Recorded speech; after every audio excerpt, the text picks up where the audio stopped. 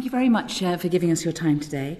As I said earlier, the committee was keen to look at what the UK government can do to help bring about peace between Israelis and Palestinians, and we're keen to hear your legal perspective. Would you mind, just for the record, just telling us who you are and what you do? Of course. I'm a barrister in practice at Six Pump Court Chambers in London. For about 10 years, I've been very actively involved in a voluntary association of lawyers called UK Lawyers for Israel, working for the proper application of law to Israel, Israelis, and also countering anti-Semitism. And in the latter years, I've been privileged to take on the role of legal director at the UK-lified Charitable Trust. So I've been asked to address you on matters of international law, but also I think my experience over the last year and a half, my trips to Israel and indeed Gaza. And I think that the question that I asked the previous witness, if you don't mind, may I ask you the same one, which is, where do you see Israel in 10 years' time? It's a very unpredictable region, but based on some key factors. Importantly, in the last year and a half, the relative victories against a number of Iranian proxies, namely Hezbollah, Hamas, also the Houthis in Yemen, and the imperative that there now seems to be in the international community to deal with, I think, the major threat to Israel, existential threat as some refer to it, Iran. Most of the indications are indeed to the positive, especially when we're looking at that longer-term trajectory of 10 years.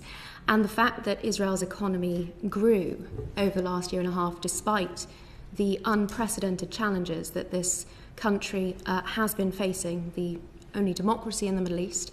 It has been a leading light in many respects, and the prospect also of additional peace accords following the Abraham Accords. I think there's been some discussion of prospects of peace with Saudi Arabia, also on the horizon in previous committee sessions. So those indications are very much to the positive, but that is not to say that there are not significant threats and significant problems, not least with, I'd say the principal one that I'm concerned with is the international legal war against Israel and the weaponization of international law, which poses a significant threat, I should stress. I'll move on to that in a minute, but I just want to understand what you see as being the future. So your future for Israel is a fairly positive one, the economy doing well, being at peace with its neighbours, dealing with the Iranian threat and the threat from Iranian proxies. That's one side. And so I suppose the other side, given that we're looking at peace for Israel and Palestine, is what would be the future of a Palestinian living in Gaza? What would be the future of a Palestinian living on the West Bank? I think that ultimately depends on whether the international community continues down the tried and tested mechanism of encouraging extremism, unfortunately, amongst Palestinian terrorist groups. We've seen that vis-à-vis Hamas, we've seen that vis-à-vis Palestinian Islamic Jihad, and Fatah, elements of the so-called moderates in the West Bank. Until and unless the two driving factors of the worsening situation for the Palestinians, namely indoctrination to terror and incentivization to terror, until those are addressed and until international complicity in those issues and the perpetuation of the conflict through that is addressed, my projection, if you will, or my hopes for a similar positive reality are less optimistic. It's one of the reasons I've made it a significant mission travelling around the world and meeting with politicians and officials to stress the importance of ceasing funding for UNRWA, which is at the core... Wait, sorry, may I just so that I get this. So if I was a Palestinian mother in Gaza or on the West Bank, I would be looking to... my future would be what? It all depends on whether the West are helping to develop extremism within Hamas? Well, I think the future of any Palestinian in Gaza ultimately depends on whether or not Hamas is defeated, right. Which is, of course, one of Israel's central war aims. Okay, but you're quite confident that Israel is going to be successful, that Israel is going to defeat Iran and Iranian proxies. So then the question is, what happens then? What does peace look like for Palestinians in the West Bank and in Gaza? I'm sorry I keep asking that. I just want an answer to that. I think I put it in terms of being cautiously optimistic. I wouldn't. What does cautiously optimistic mean? Well, cautiously optimistic, I don't say that it is easy to defeat Iranian threats, in particular where one sees the international community moving to policies of appeasement and complacency in grappling with these threats. Let's get away from those sorts of words. Yes. Let's just talk about what's the future. So you're saying there's a positive future, you're optimistic. So what's the optimistic, positive future for a Palestinian mother in Gaza at the moment or on the West Bank? What's the best thing that could happen? The best thing that could happen is the ending of the indoctrination and the incentivization to terror, to give ordinary Palestinians a chance. And through that, I think the removal of What does a chance look like? What does it mean? Through the removal of the genocidal Islamist regime in Gaza and the corrupt Palestinian Authority. I'm so sorry. I'm so sorry. What does a chance look like? Let's take away all the words. Let's take away all of those descriptions. Let's keep ourselves calm. Let me give you a and just I'm going to have, this is my last try. What does a positive future look like for Palestinians living in Gaza or on the West Bank? What's the best thing we can hope for? Perhaps I can give you a practical example. When I've visited Ramallah, the biggest cause for optimism I have seen is looking a visit to a venture capital startup fund looking to create Silicon Valley, a startup culture in the West Bank, in Ramallah, specifically looking to create a Palestinian middle class with a stake in society that can hold its corrupt leadership to account. Mahmoud Abbas, let's not forget, is in the 20th year of his 4-year term. The oppression, the brutal oppression, it's remarkable that there hasn't been more international media attention on the torture that the Palestinian Authority metes out to political opponents in the West Bank. That, if you ask me, and it's reflected in polls across the West Bank by Palestinian organisations, that has ultimately got to be the biggest prospect for the chance that I'm talking about. Okay, well, the public will have heard your answers to my questions and will decide themselves whether you answered it. John? Can I come to what you described as one of your missions, which is to combat the weaponization, I think you said, of international law? Yes. I read your speech about the legal basis for settlements in the West Bank, in which you made the case that Israel's borders were set in 1948 and in international law that should still be the position. But you also said that that was not the position as determined by the International Court of Justice, the International Criminal Court, and most other commentators. Given that, I mean, how can you continue to maintain that in international law Israel is not in breach through settlements in the West Bank? Because I consider, as a legal professional, my first duty to be to the rule of law and to upholding international law. And one cannot have a general rule, such as uti possidetis juris, which you reference. This is this customary rule of international law, which is universally applicable as a default rule. And its application to Israel's formation on the 14th of May 1948. I have, in a decade of discussing this with leading academics around the world, I have yet to hear a single reason why it would not apply. We can certainly go into some of the detail of that. Can I interrupt you, because you set out the argument quite clearly in your speech, and I'm sorry, I'm not sure which speech you're referring to.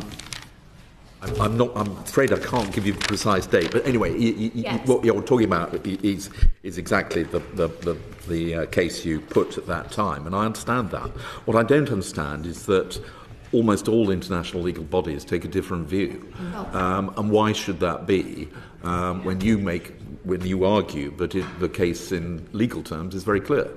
So, despite about a decade of seeking to get to the bottom of a plausible reason why this would be disapplied, this default rule, to Israel's formation in 1948. I have yet to encounter one. What has been presented so far is essentially predicated on the Partition Resolution of 1947, which is a General Assembly resolution, and political resolution, not legally binding, which made a recommendation which was never implemented. So that does not, I'm afraid, displace a default rule of customary international law, which has been applied from the 19th century through to the dissolution of the former communist federations, and indeed to any state emerging from a mandate. As to the failure to apply this properly to Israel, well, it's a matter that was called out by the Vice President of the International Court of Justice, the former Vice President, when she was Vice President, Julia Sebutinde, in her dissenting opinion at the International Court of Justice. This is the recent advisory opinion last year, dealing with issues in the territories. And she not only sets out the application of uti possidetis juris, but makes a scathing critique of the court's approach to general international law, but also to fact-finding. And I think the reason that this isn't more widely acknowledged stems from politics and stems from what we have seen happen in the International Legal Academy and international courts and tribunals.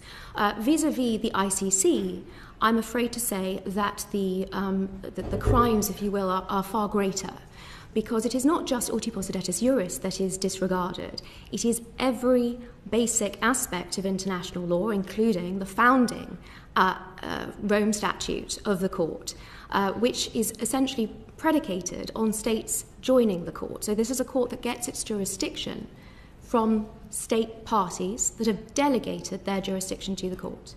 Now, in Israel's case, of course, it is not a state party.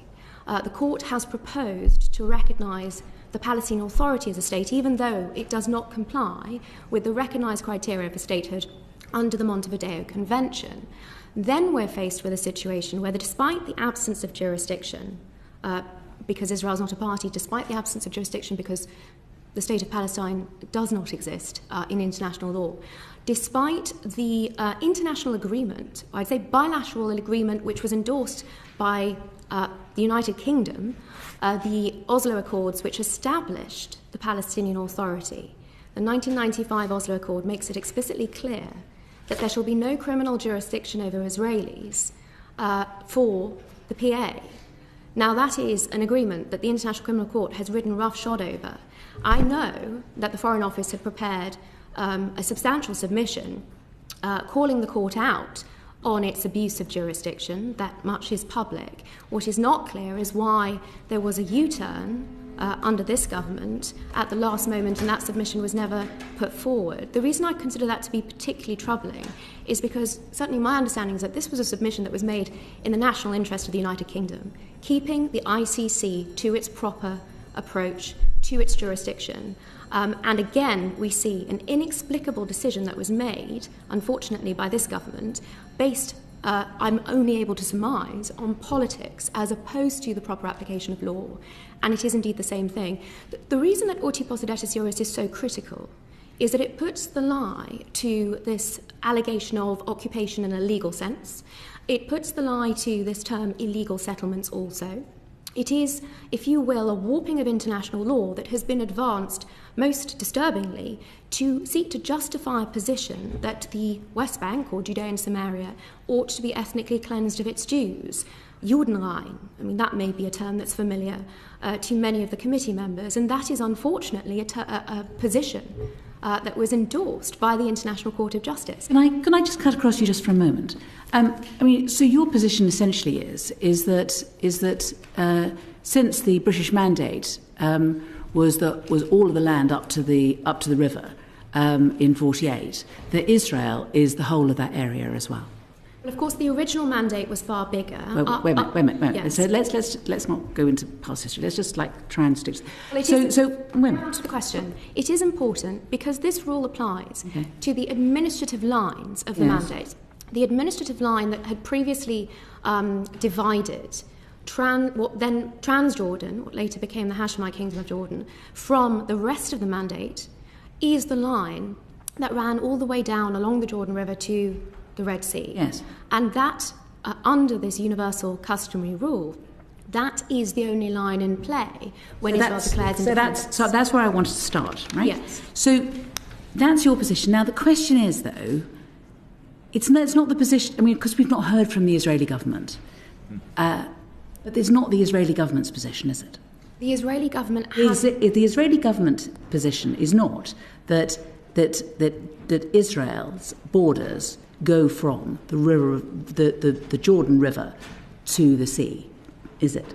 May I take a moment to answer, because you are skipping through decades of history and policy. But what I want to do is just because we're missing the Israeli government here, I just want to make sure that I haven't missed something. I mean, it's not the Israeli government's position that Israel begins at the River Jordan and finishes at the Mediterranean Sea, is it? I'm not here to represent the Israeli government. No, I just want to make sure that I've got that. I'm speaking to the application of international law, real international law, that is universally Which the Israeli applied. government is not applying. Well, that's not accurate. And if I may be permitted to answer the question, perhaps the committee will follow the response.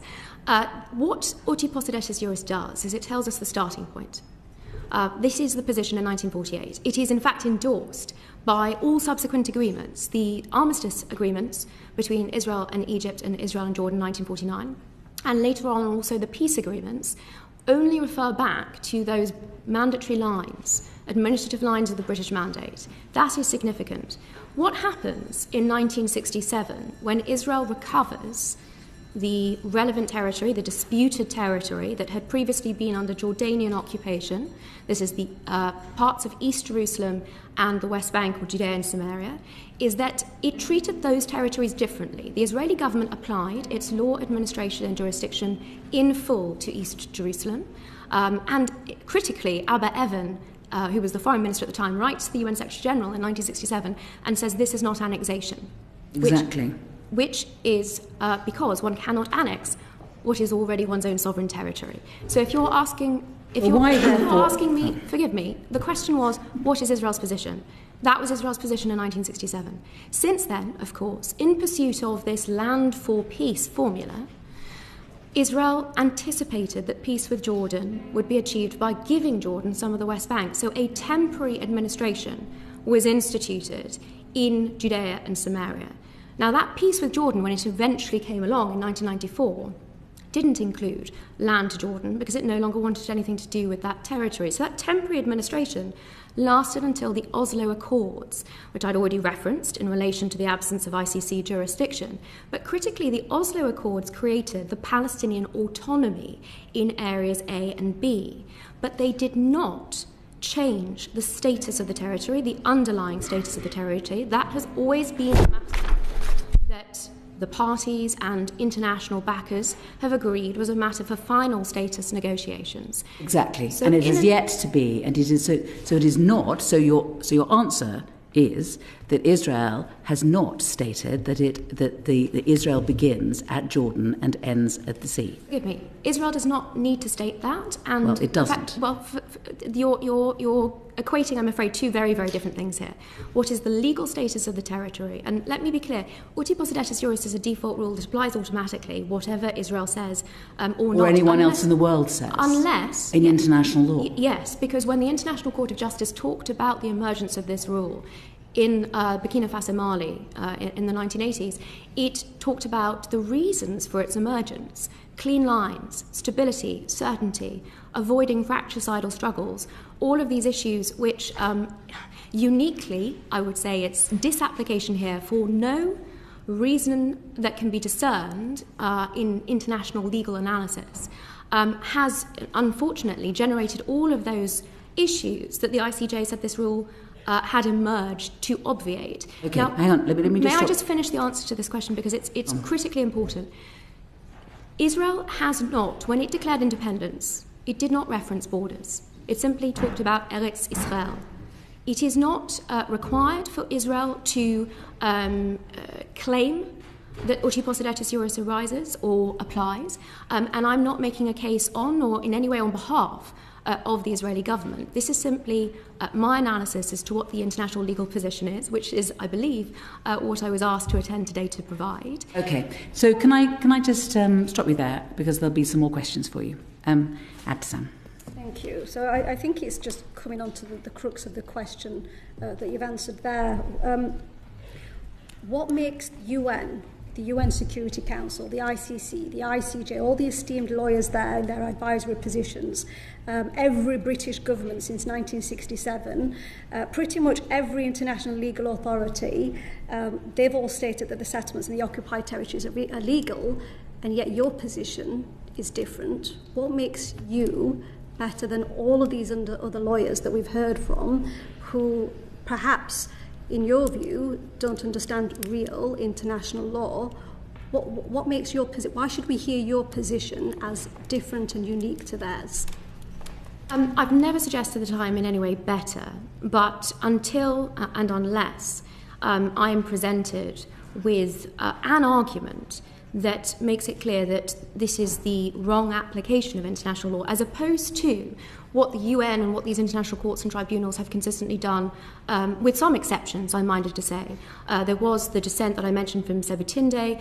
In relation to the ICC, in fact, in 2021, there was also a very powerful dissent by Judge Kovacs. So I would... Can I intervene here? Natasha, do you agree then that the occupations are not legal? The annexation is not legal, yes or no? No, it's not a yes or no, because one cannot annex what is one's own sovereign territory. So the term annexation is misplaced here. Likewise, the term occupation, because when Israel recovered that territory... Let me give you a parallel example, which I know members of the committee will be familiar with. Russia has occupied Crimea from Ukraine. Why? Because Ukraine's borders were settled by uti possidetis juris. If Ukraine were to recover Crimea from Russia, in the same way that Israel recovered the West Bank, Judea and Samaria, and East Jerusalem from Jordan. That's assuming that Israel owns that piece of land to start off with. Well, yes, but I'm saying the same rules have to apply. Can I come on to a different question, Natasha? May I just finish the answer? And I've got a different question. The same rules have to apply. Quite limited on time, I'm so sorry. 5 minutes until the next speaker. So, on Palestinian recognition and whether they are entitled to a state, simple yes-no question. Do you believe that the Palestinians are entitled to a state?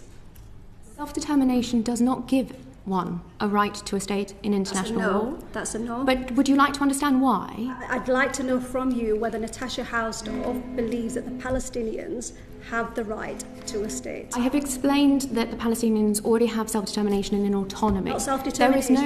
There is no... A right to a state is not according to international law. That's a no. Thank you.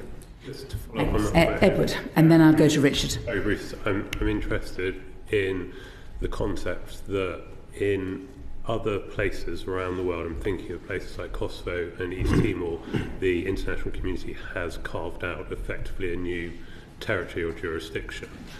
So if we accept that is within the purview of the UN or the international community, whatever the medium is for doing that, it is perfectly acceptable.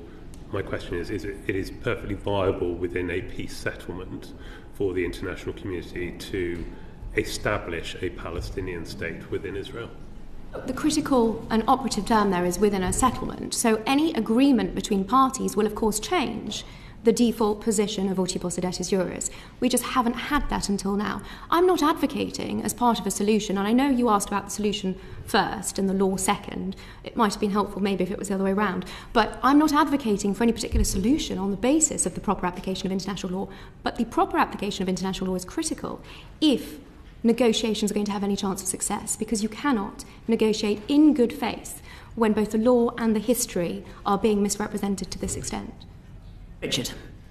Thank you, Chair. I would like to move on to talk about international humanitarian law and ask you some questions on jus in bello. If we can agree, first of all, there's a consensus that a single fighter suspected of being a terrorist operative for Hamas or Islamic Jihad is a legitimate target, and a civilian who is not a legitimate target. I think we can probably agree on that much. Then what about operatives' homes? Would those be legitimate targets? Terrorists, operatives' homes? That depends ultimately on the purpose that they are being used for, and the definition of a military target ultimately depends on its use in the hostilities. So I can tell you from my time on the ground in Gaza in September, I went in as part of a military expert panel. I could see that civilian houses were booby-trapped.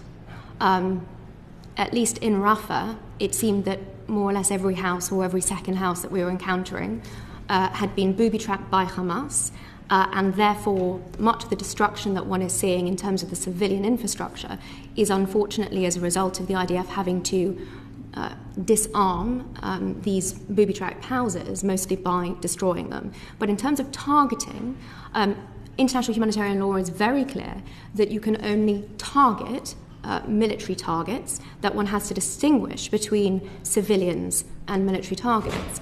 And certainly the officers that I was on the ground with, very senior officers from 6 NATO states, and we spent a week undertaking briefings with the military, were all convinced that there are no issues vis-à-vis the distinction element of international humanitarian law and Israel's application of it that you've raised.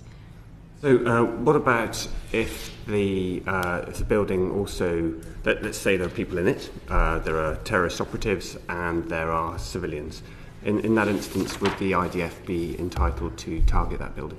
That depends on another very important aspect of international humanitarian law, which is the rule of proportionality.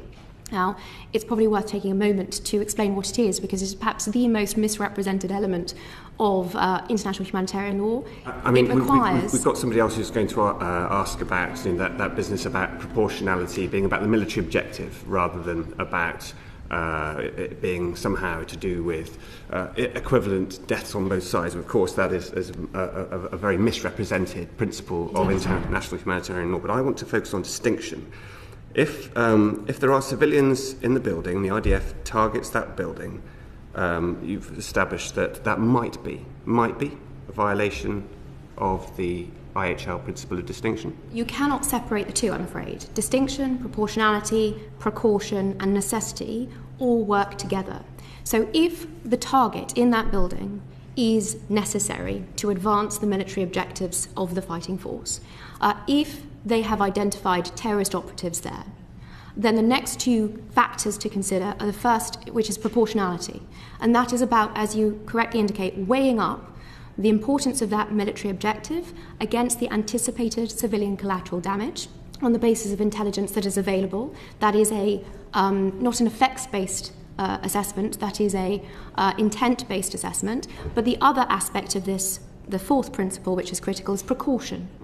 And this is something that Israel does do on a scale, I'm afraid, I have to say, never before seen, because other modern armies aren't in a position to issue the sorts of warnings and the evacuation measures that Israel has taken with respect to this urban armed conflict. So perhaps we could then take an example. I mean, the sort of precaution that you talk about is the tapping on the roof before ordnance. Knock on roof is one of the distinctive elements of this particular conflict. Could we use an example of the destruction of the Al Yarmouk neighbourhood 12-storey residential building in October 2023? The target of the strike was Hamas terrorist tunnel underneath the building. The building was 12 stories tall and it resulted in the death of 81 women and children. Was, in that instance, international humanitarian law applied? Did we see here the principle of distinction used? You are asking me about one particular incident in the last year and a half, which I'd be very happy to look into. Certainly I would have done if there'd been any advance warning, but off the top of my head, I'm certainly not in a position to say one way or the other. And may I be clear? Neither are any international commentators who purport to give a decided answer on that, and there's a very straightforward reason for it.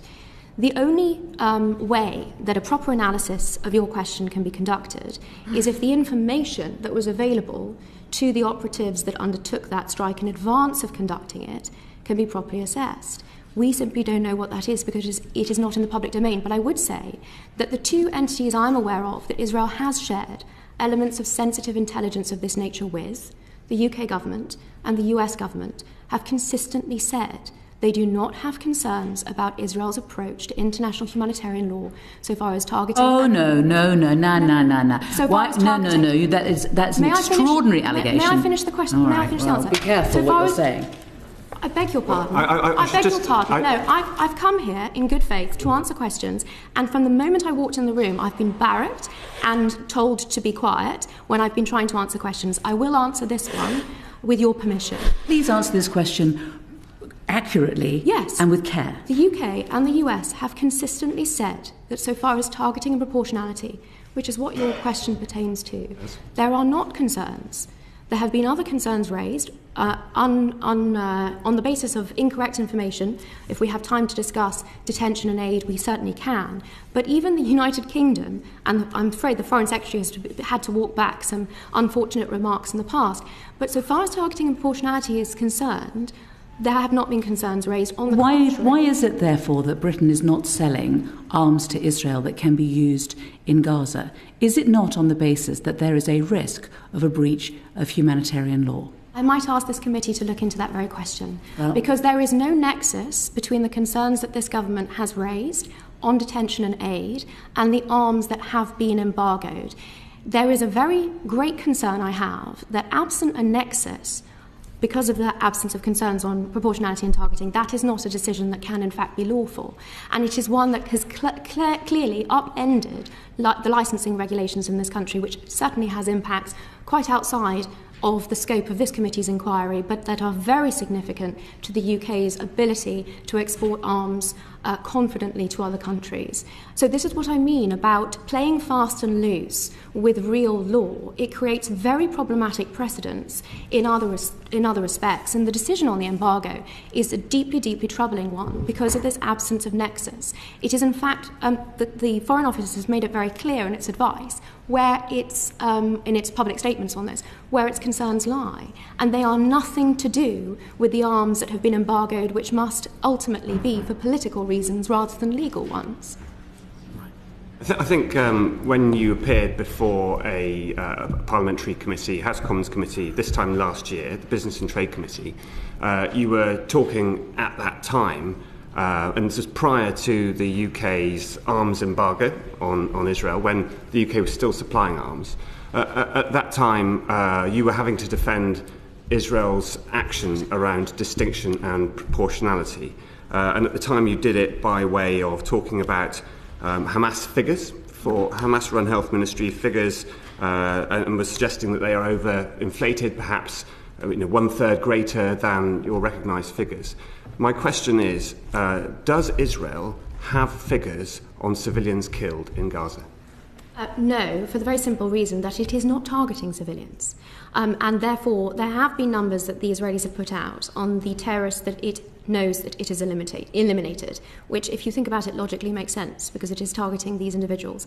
We do actually address in my written submission to the committee, which I would ask you all to look at, the detail of the problems with the Hamas statistics, which have been repeated deeply carelessly, in my respectful opinion, and that do need to be criticised. I mean, Hamas has also revised them down subsequently, but there are figures, for example, from the Al-Ahli hospital strike in October 2023, which have not been revised, even though it's clear now that the hospital was never struck and that, in fact, it was a Palestinian Islamic Jihad rocket that fell in the car park of the hospital. Now, that example is in and of itself critical because it indicates that these figures that Hamas have been putting out and the world have been parroting do not make clear distinctions. They do not indicate the difference between combatants and civilians. They do not indicate how the individuals are said to have been killed. And we also know that Hamas have been shooting their own civilians and that their rockets fall short in the Gaza Strip. They kill indiscriminately. They do not come with warnings like Israeli strikes. They do not come with a proportionality analysis.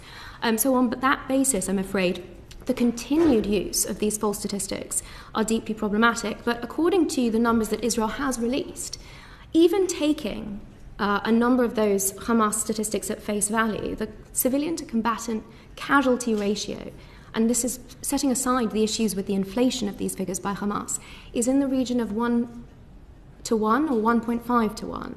And that is remarkable for the sort of urban armed conflict that Israel is grappling with. When one considers the global average that is put out by the United Nations, that is at 9 to 1. With the American health authorities' statistics in Iraq and Afghanistan, we're looking at 3 to 1 and 5 to 1. And when one considers that Hamas's modus operandi here is to increase the civilian casualties as much as it can, and plainly to lie about the casualty figures when it cannot, I'm sorry to put it in these terms, but we're short on time, when it cannot secure sufficient numbers of its civilian population and their demise, because that is its main aim here, which is truly tragic for the Palestinians involved. When it cannot do that, it is falsifying the figures. So those are some of the reasons we need to be very, very careful. May I just... We're running out of time, and I've got two people who still want to ask questions. If you don't mind, can I move on to Afra, and then I'll move to Alex, but we're 5 minutes over already, so... Thank you. Thanks for the depth of covering your answers. I won't ask about proportionality because I think we've covered that quite fully now. I wanted to move on to talk about the law in relation to Hamas and really thinking through, does international humanitarian law, in your view, adequately address the challenges posed by non-state actors like Hamas in a modern warfare situation where, or is it possible that reforms might be needed to clarify what the obligations and accountability are of those non-state actors? Well, unfortunately, it does not. It simply works on the basis that armies facing each other in non-asymmetric contexts will apply the laws of armed conflict because there's a mutual benefit to that. And so, frankly, the whole framework of international humanitarian law fails when you have terrorist groups like ISIS, like Hamas, like Hezbollah, that are using the laws of war against law-abiding moral militaries like the UK and like Israel. And in Israel's case, Hamas knows that Israel is upholding a much higher standard of international humanitarian law than any army has in history, and therefore it is using that mechanism and that framework as part of its strategy to survive. Let me be clear, Hamas's main aim here is to survive to see another day. That's why I talk about encouraging Hamas in these circumstances being so diabolical for the Palestinians who are undoubtedly suffering under them in Gaza. So far as reforms are concerned, the difficulty is, of course, that when you are dealing with terrorist groups, you cannot subject them to the standard censor in the international legal arena. Sanctions won't necessarily work, although, when you're dealing with a state terror actor like Iran, they certainly do and ought to be deployed.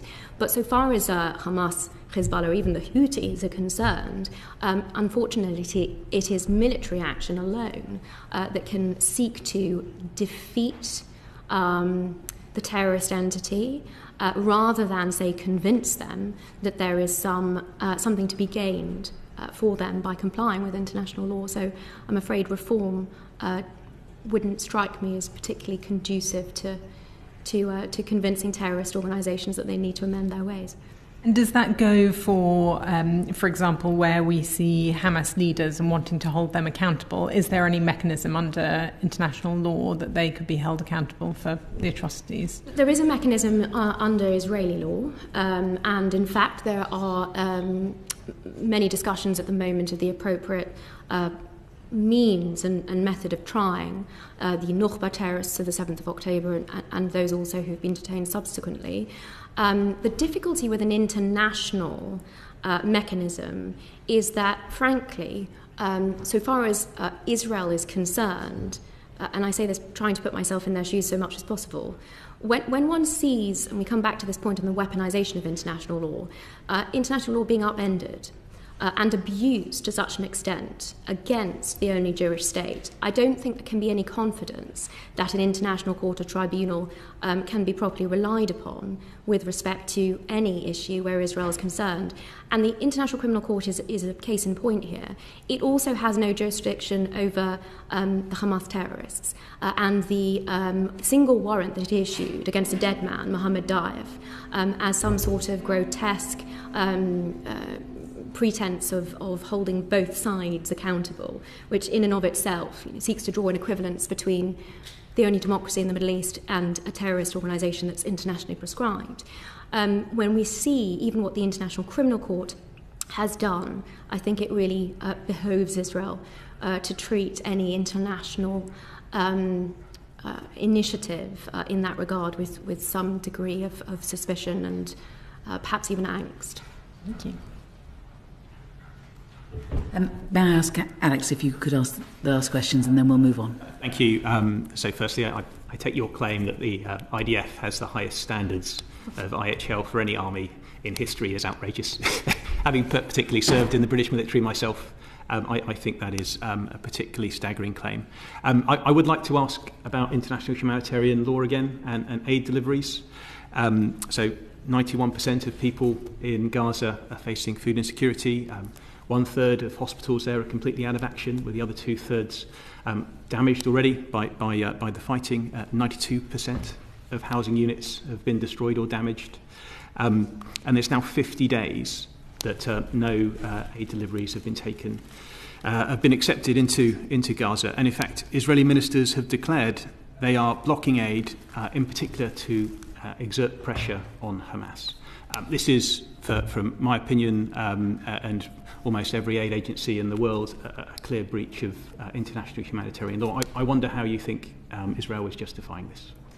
First of all, with reference to the highest humanitarian standards applied by the IDF, it's not just from me. I think you've had Colonel Richard Kemp, certainly at other parliamentary committees, testifying, John Spencer, the head of urban armed conflict at West Point in America, and there are certainly the members of the military expert panel that I went into Gaza with, who would give very similar testimony. But we'll have to agree to disagree on that. I approach this as an international lawyer looking specifically at the application of IHL. So far as the aid issue is concerned, the statistics on this, I'm afraid, have been consistently misrepresented. So far, across the operation period of, this is before the ceasefire, there was 1.1% of trucks that came from the international community to aid crossing points that Israel refused to allow into Gaza. That was it, because they were either dual-use items or because the aid organisation in question didn't allow a search to be conducted. Now, those searches... It's about the current blockade, not what... Well, let's be clear, because the reports that you referred to were also erroneous, and in fact many of them predicting famine in Gaza, and that have been used to justify the false accusations of starvation as a weapon of war. Given how little time we have, I'd greatly appreciate it if you could this just does answer require Alex's a full question. Answer, I'm afraid. Answer the question that you've been asked, if you don't mind, given that we are already running over time. Right. You've been asked specifically about aid not getting in at the moment, and you're talking about another period of time, which is in itself contentious, and we don't have time to get into that argument. What we're asking, the question that you were asked was very precise and carefully put, and I would greatly appreciate it. In the few moments that we have left, if you could answer it. The question I was asked referenced in reports of international bodies which have erroneously predicted famine and starvation in Gaza. And in fact, I link in our submission to your report separately we have done on those aid reports and on the famine review that we have conducted, which I would ask the committee to consider, because the IPC report in particular was called out by the Famine Review Committee as being based on only impartial information and being implausible in its predictions. Now, that is significant to answer your question on what aid organisations have reported. Those allegations, I'm afraid, are false, and you only need to look at the volume of aid that has gone in. Are the blockade in place at the moment? I'll come to that in a moment, if I will. There were several parts to your question. One only has to look at the volume of aid that has gone in, which is publicly available on COGAT statistics on their website, and the subsequent analysis of the calorific content of that aid, which in the 7 months that were analysed, January to July last year, found that over 3,000 calories per person per day had gone into Gaza, which is significantly in excess of NHS guidelines. That is the position before going into the ceasefire. As part of the ceasefire, aid was flooded into the Gaza Strip, so that even international humanitarian organisations have agreed that there were many, many months of aid available in the Gaza Strip, so that the subsequent seizure of aid going in as part of an attempt to put pressure on Hamas. Let me be clear. Hamas has been stealing the aid, selling it on the black market, and using those funds to fuel its war machine against Israel.